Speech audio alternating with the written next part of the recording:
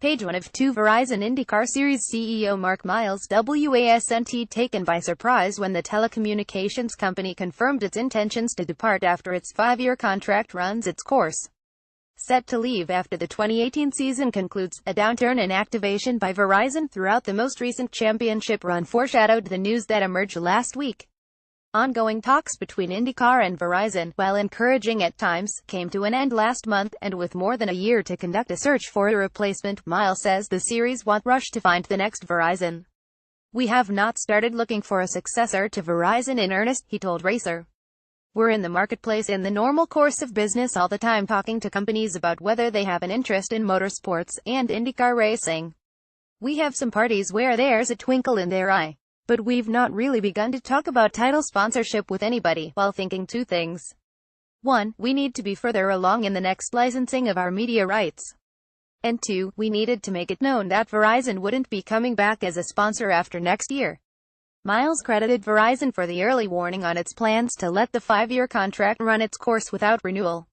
"So, I don't have a cue that I can say these 5 companies are waiting to talk to us about title sponsorship," he said. But saying that, Verizon was good enough to give us enough lead time to feel confident that we can get the job done over the next year. And we know they'll continue to be a great partner in the final year of their contract. The upcoming conclusion to Verizon's title sponsorship falls at the same time IndyCar's current television contracts expire with ABC, ESPN and NBCSN.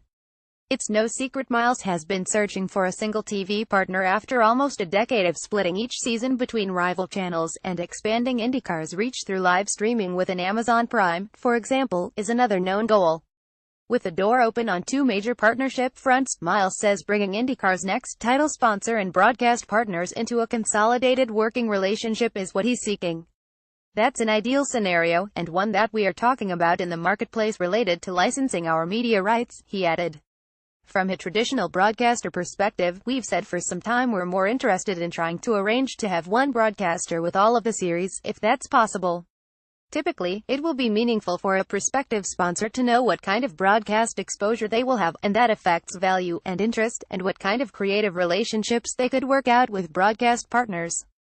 On the one hand, you'd love to avoid a situation where Coca-Cola is your title sponsor, and Pepsi buys all the ads on your broadcast.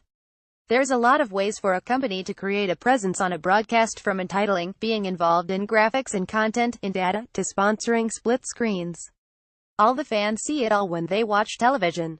I think it's important to have a better developed sense of who the broadcast partner will be before concluding the deal, and explore whether it's possible to get greater alignment with sponsorship."